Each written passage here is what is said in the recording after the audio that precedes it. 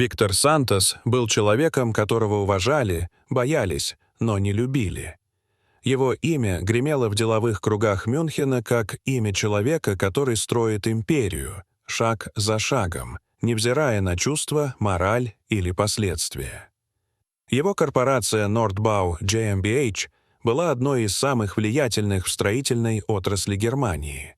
Но за маской успеха скрывался человек, которому не удалось справиться с самым главным — со своей болью. Когда его жена София умерла при родах, Виктор не справился с утратой. Он не обвинил болезнь, врачей или судьбу. Он обвинил младенца, появление которого стоило ему любви всей жизни.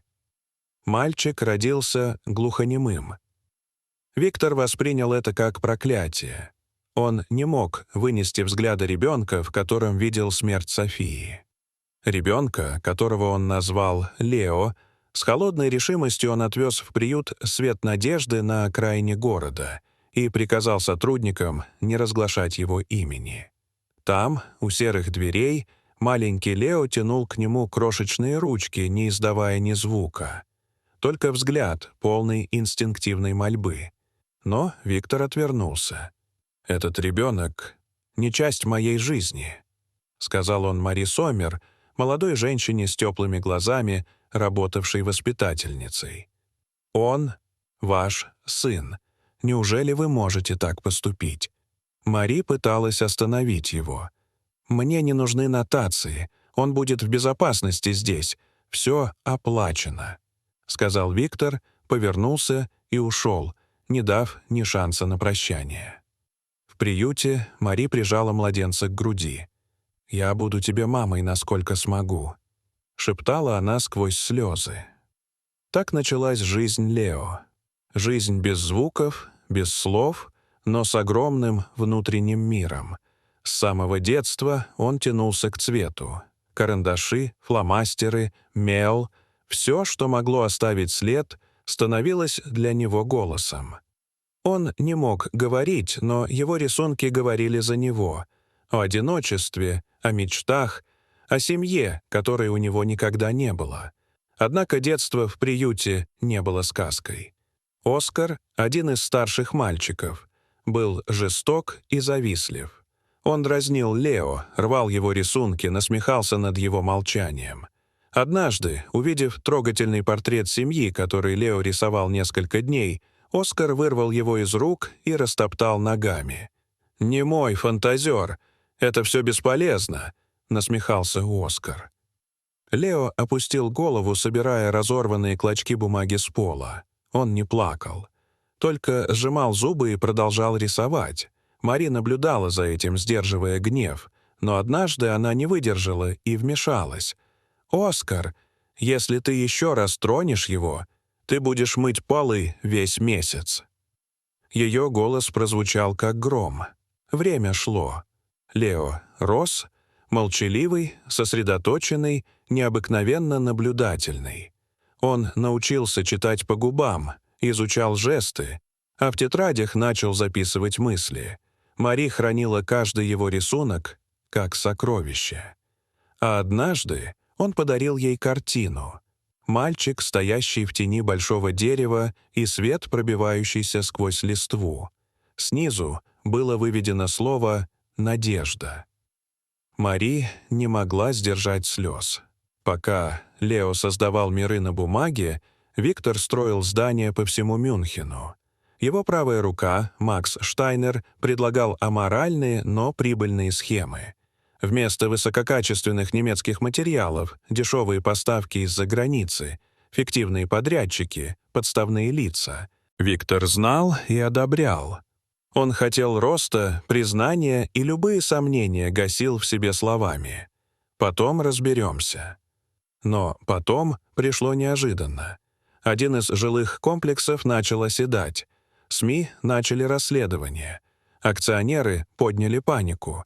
Виктор ударил кулаком по стеклянному столу в своем кабинете, когда увидел заголовки. «Скандал в Нордбау. Здания трещат, люди страдают». Он позвонил Максу. Тот не отвечал. Через 2 дня выяснилось. Макс исчез, прихватив с собой десятки миллионов евро. Совет директоров собрался на внеочередное заседание. Виктора уволили, лишив не только должности, но и контроля над компанией. Он вернулся в свою старую виллу в Альпах.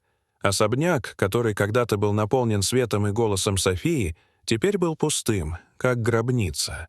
Он брел по коридорам, останавливаясь у старых фотографий. На одной — он и беременная София. Все, что он когда-то имел, и все, что сам уничтожил. Виктор упал на колени, прижимая к груди фото. «Прости меня», — выдохнул он, но никого не было, кто бы услышал. Он не знал, что в это время Лео, став взрослым, окончил Академию искусств в Берлине. Его работы выставлялись в галереях, собирали восторги. Он инвестировал деньги, стал акционером, а затем выкупил контрольный пакет Nordbau GmbH, той самой компании, из-за которой его отец потерял все. Когда Виктор вернулся в здание на собрание, его сердце билось, как у юнца. «Кто этот новый владелец?» — спрашивал он. Открылась дверь. Вошел высокий мужчина в черном костюме с прямым взглядом и сказал: «Добрый день. Я Лео Сантос, новый президент Nordbau». Повисла гробовая тишина. Виктор едва не упал. Он видел перед собой сына, которого однажды предал, но тот уже не был мальчиком. «Это невозможно», — прошептал Виктор. «Возможно все, особенно справедливость. Ты уволен. Здесь тебе больше не место», — ответил Лео. Позже Виктору пришло письмо. Он должен был публично извиниться перед коллективом. Он, некогда бог бизнеса, стоял перед сотней сотрудников и шептал: «Я совершил ошибки. Я прошу прощения». Никто не аплодировал, но в этом молчании звучало больше, чем 1000 слов.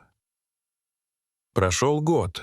Виктор жил в скромном доме в деревне. Он помогал в местной церкви, кормил бездомных. Однажды он встретил мальчика Луиса, оставшегося без семьи. «Я помогу тебе», — сказал Виктор.